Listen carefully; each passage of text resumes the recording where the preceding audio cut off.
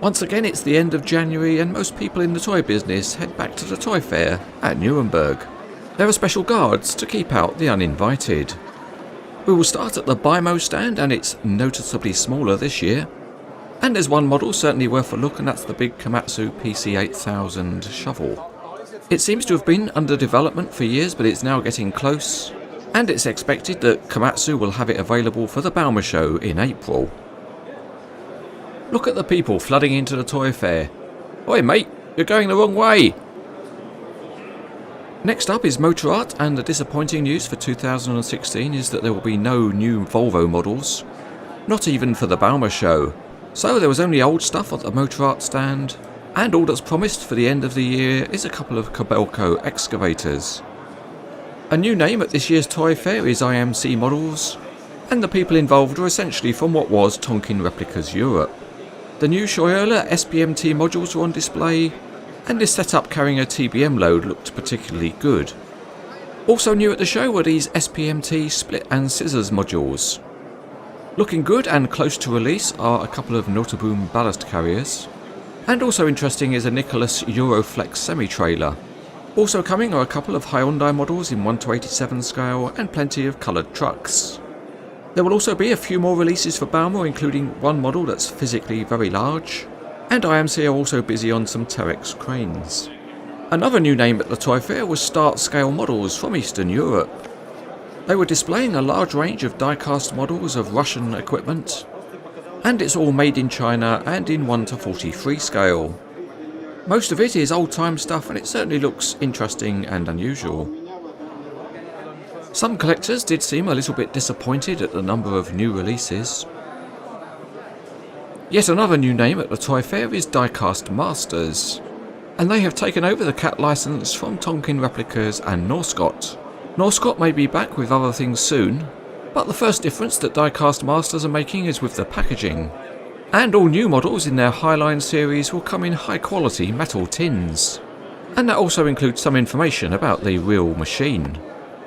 So let's open this one up and see what it's like. It's got a nicely fitting lid, and inside we see some foam rubber with a finger hole. Let's stick the finger in and hope that there's nothing inside which bites. And when the high quality foam is eased out, we see the model sitting inside. Something else new from Diecast models is that each model will have a figure inside. Some will be fixed and some will be removable. A large number of new releases are planned, and some of them were available in prototype form at the toy fair. And the first impressions are good, with certainly the newer ones looking to be a higher standard Caterpillar model than we've seen previously. Diecast Masters have also said, with the higher quality packaging and models, that the final pricing will be no higher than previous models. So overall it looks like the change to Diecast Masters will provide some new excitement and innovation to Caterpillar models. In fact, the innovation didn't stop there, because 2 underground models will have electronic lights. This kind of lighting has only been used in a limited way before on construction models, so it will be interesting to see if this starts a trend and how it is received in the market. Many of the new releases that are planned are expected to be available from March onwards. And if you want something a little bit different, this D11T will be available in a copper finish.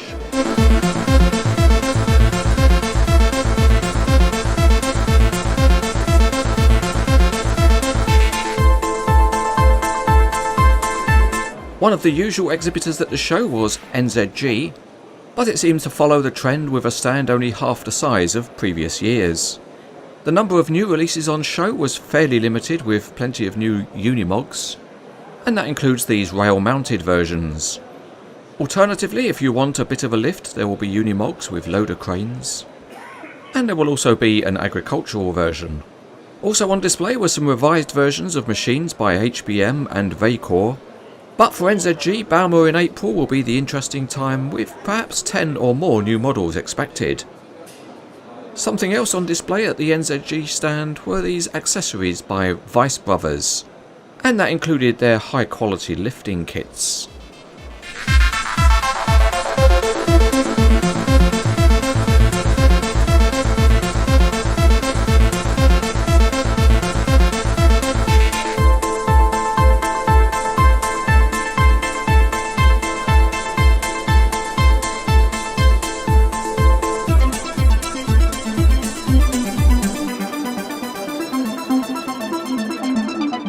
Another exhibitor at the show was Air Force One models, and despite its name it had a big display of construction models of Chinese equipment. Many of these are in larger and more unusual scales, and they do provide something different and interesting to look at. One thing that's nice at the toy fair is that they serve food if you're hungry. Another of the longer term players at the toy fair is WSI Models, and one thing unusual at their stand was some prototype car models. But of course there were plenty of high quality crane models, and they were proudly displaying an award given to them by somebody or other. WSI recently announced they were moving into American trucks, and the first re-releases of the old Sword Models line was on display, but new was a 3+1 arrangement for Notaboom, and an updated Wellgrow bulk trailer. Also coming is a line of classic Volvo truck models.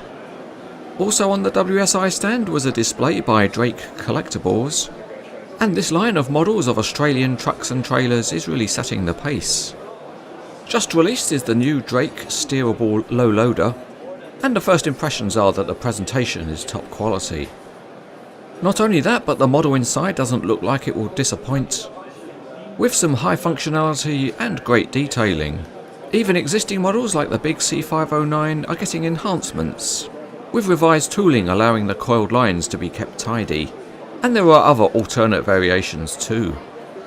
Coming close to release is this MaxTrans freight trailer, and it also looks to be of a high standard, with all the gates being made out of metal. Of course in Australia the trucks go large, and it will be possible to configure some seriously impressive truck models.